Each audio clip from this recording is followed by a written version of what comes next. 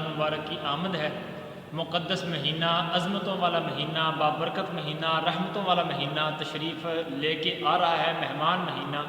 تو اس مہمان مہینے کے اندر دیگر عبادات میں تراویح بھی شامل ہے۔ تراویح الحمدللہ ہر مسلمان عشاء کے بعد جماعت کے ساتھ پڑھنے کی کوشش کرتا ہے۔ یہ تراویح کیا ہے؟ تراویح ہر عاقل بالغ مرد اور عورت پر یہ سنت موقدہ ہے، اس کو پڑھنا چاہیے، اس کو چھوڑ دینا یہ جائز نہیں ہے۔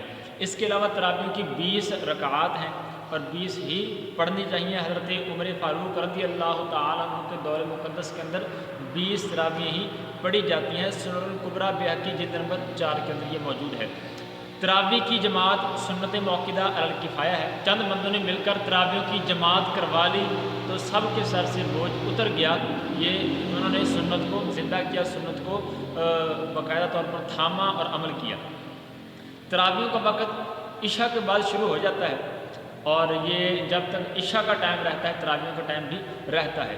عشاء کے فرض اور وتروں کے درمیان تراویح پڑھنی چاہیے، لیکن اگر کسی نے فرض اور وتر پڑھ لیے تھے، اب اگر تراویح پڑھنا چاہے تو اب بھی پڑھی جا سکتی ہیں۔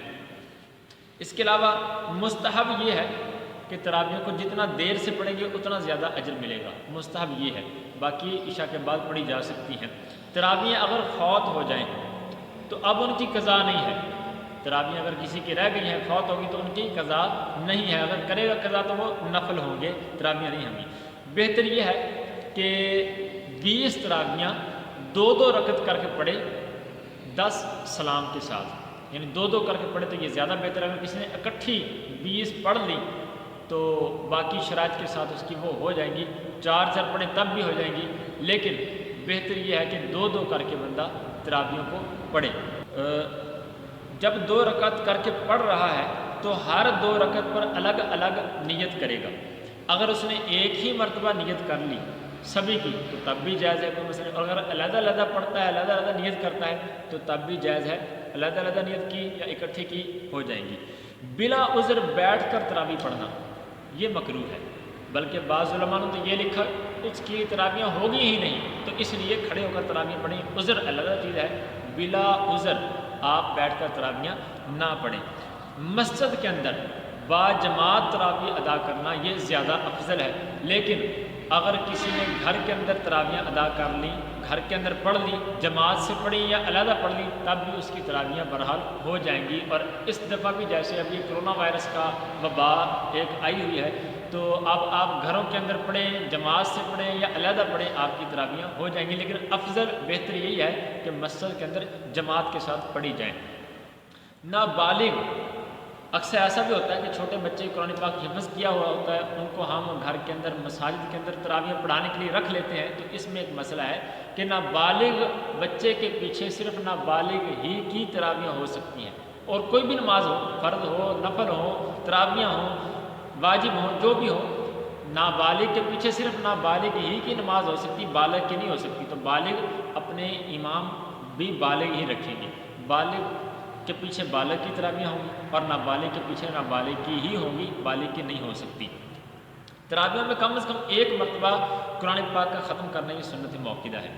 ہاں البتہ کسی کو قرآن پاک یاد نہیں ہے، اس نے یاد نہیں کیا، کو حافظ نہیں مل سکا گھر کے اندر یا مسجد کے اندر، یا خود آپ پڑھنا چاہتے ہیں لیکن حافظ نہیں ہے، تو آپ صورتوں کے ساتھ آپ تراویح مکمل کر سکتے ہیں۔ آپ کو سورہ یاسین آتی ہے، سورہ رحمان آتی ہے، جو بھی جہاں سے بھی آتا ہے آپ ترتیب وائز پڑھیں گے اور 20 رکھتے روزانہ پوری، حتیٰ کہ آپ کو اگر 10 صورتیں یاد ہیں، علم تارا کیفا سے والناس تک اگر 10 صورتیں آتی ہیں تو آپ 2 مرتبہ جب پڑھیں گے 10 تو 20 رکعتیں آپ کی ہو جائیں گی۔ تو اس طرح ڈیلی بیسس پہ آپ روزانہ 20 رکعتیں پڑھ سکتے ہیں۔ لازمی نہیں ہے قرآن پاک آپ کو یاد نہیں ہے تو تراویح بھی نہ پڑھیں۔ اگر آپ اکیلے پڑھتے ہیں یا گھر کے اندر کوئی حافظ قرآن نہیں ملتا آپ کو، تو اس طرح سے صورتوں سے آپ یہ تراویح پڑھ سکتے ہیں۔ اس کے علاوہ 1 مرتبہ جب تراویح پڑھیں تو لازمی 1 مرتبہ بیچ میں بسم اللہ الرحمن الرحیم کسی صورت کے شروع میں پڑھ لیں، یہ بھی قرآن پاک کی ایک مستقل آیت ہے۔ اور ہر صورت کے ابتدا میں آہستہ پڑھ لیں تو یہ بھی مستحب ہے، نہ پڑھیں گے تو اس میں حرج کوئی نہیں ہے۔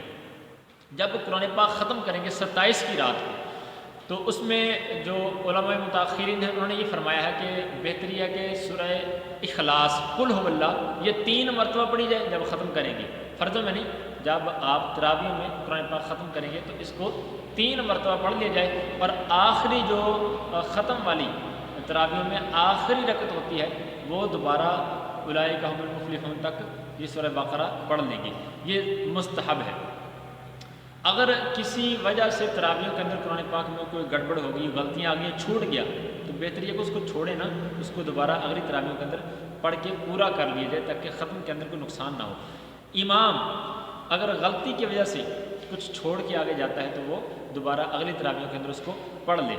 الگ الگ مسجد کے اندر جا کے تراویح پڑھنا اس میں بھی کوئی حرج نہیں ہے، لیکن کوشش یہ کی جائے کہ ایک ہی مسجد کے اندر تراویح پڑھے تاکہ پورا قرآن پاک سننے کی سعادت حاصل ہو۔ لیکن اگر کوئی علیحدہ مسجدوں کے اندر جا کے پڑھتا ہے تو اس میں حرج نہیں ہے، تراویح اس کی ہو جائیں گی۔ یہ نہایت اہم مسئلہ کہ 2 رکعت پڑھنے کے بعد تیسری کے لیے کھڑا ہو گیا، اب اس نے سلام پھیرنا تھا لیکن تیسری رکعت کے لیے کھڑا ہو گیا امام صاحب تراویح پڑھانے والے، تو اب اگر تو اتحیات کے بغیر یعنی قاعدہ نہیں کیا تھا ایسے ہی کھڑا ہو گیا تو وہ سجدے سے پہلے رکوع سے پہلے واپس لوٹ آئے، سجدے سے پہلے لازمی واپس لوٹ آئے۔ اگر نہیں لوٹا تیسری بھی آپ نے سجدہ کر لیا ہے تیسری کا بھی، تو پھر 4 پوری کر لیں، آپ کی 2 جو ہیں وہ شمار ہوں گی، 4 آپ پوری کر لیں۔ لیکن اگر آپ اتحیات میں بیٹھنے کے بعد تیسری کے لیے کھڑے ہوئے تھے تو پھر آپ کی 4 ہو جائیں گی۔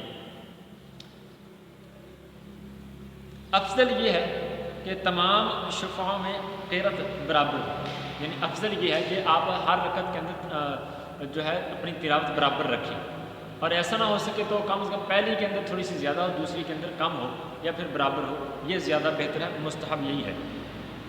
اگر بھول جائیں کہ 18 ہوئی ہیں یا 20 ہوئی ہیں تو کسی کو پکا پتہ نہیں ہے تو آپ بعد میں 2 تراویحاں علیحدہ سارے پڑھ لیں، جماعت سے نہیں، علیحدہ سارے پڑھ لیں گے۔ اگر بھول جائیں پتہ نہ چلتا ہو کہ 18 ہیں یا 20 ہیں۔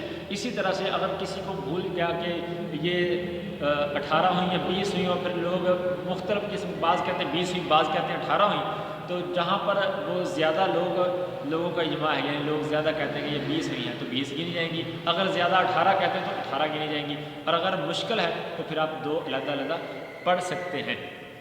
اب ہر 4 رکعتوں کے بعد آپ اتنی دیر بیٹھیں گے جتنی دیر میں 4 رکعتیں پڑھی ہیں، اس بیٹھنے کو ترویحہ کہتے ہیں، اور اس بیٹھنے کے اندر یعنی 4 رکعتوں کے بعد بیٹھیں گے پھر 4 پڑھیں گے، پھر بیٹھیں گے، پھر اس طرح سے، تو آپ جب بیٹھنے کا عمل ہے اس میں آپ کوشش کریں تسبیح تراویح پڑھ لیں، کوئی اور ذکر و اذکار بھی کیا جا سکتا ہے، لیکن تسبیح تراویح سبحان ذی الملک والملکوت یہ تسبیح تراویح آپ اس میں پڑھ لیں، اور آخر میں بھی پڑھ لیں تو یہ زیادہ بہتر ہے، ورنہ ہر 4 کے بعد اس کو پڑھیں گے۔ اچھا، بعض مقتدی بیٹھے رہتے ہیں، امام صاحب جب رکوع کے اندر جاتا ہے، قرات کرنے کے بعد جب رکوع کے اندر جاتا ہے تو اس وقت بھاگ کے ساتھ مل جاتے ہیں، پہلے بیٹھے رہتے ہیں، تو اس طرح نہیں کرنا چاہیے۔ وَإِذَا قَامُوا إِلَى الصَّلَاةِ قَامُوا كُسَالَىٰ، تو اس طرح نہیں کرنا چاہیے۔ جیسے امام صاحب اللہ اکبر کریں آپ ساتھ میں تکبیر تحریمہ کے اندر شرکت کریں، تلاوت سنیں، قیام کریں اور قرات کے مزے لیں اور آپ ساتھ پڑھیں۔ اس طرح نہ کریں سستوں کی طرح کہ بیٹھے رہیں، جب رکوع کے اندر جائے تو بھاگ کے ساتھ شامل ہو جائیں، ایسا یہ بہتر نہیں ہے۔ رمضان شریف میں وتر جماعت سے پڑھنا افضل ہے، لیکن اگر کوئی علیحدہ بھی پڑھے گا تو اس کی وتر ہو جائیں گے۔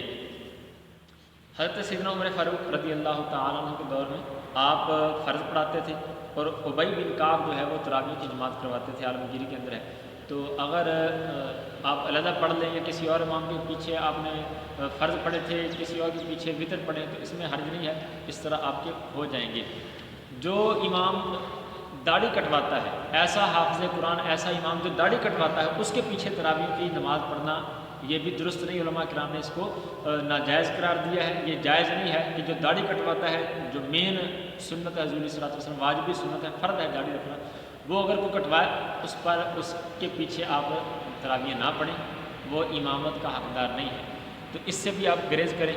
باقی اگر کسی قسم کا کوشچن ہو، سوال ہو تراویحوں کے حوالے سے تو آپ یہ پوچھ سکتے ہیں۔ بعض سوال کرتے ہیں اجرت کے حوالے سے، تو شرعی ہیلے کے ساتھ تراویح کی اجرت لینا صحیح ہے، باقی علماء نے اس کو ناجائز لکھا ہے کہ دین کے کاموں میں اس طرح سے مکا کے پیسے لینا، اجرت لینا، لیکن شرعی ہیلہ کر کے آپ اجرت لے اور دے سکتے ہیں۔ رب العالمین سمجھنے عمل کرنے کی توفیق دے۔ وما علینا الا البلاغ المبین۔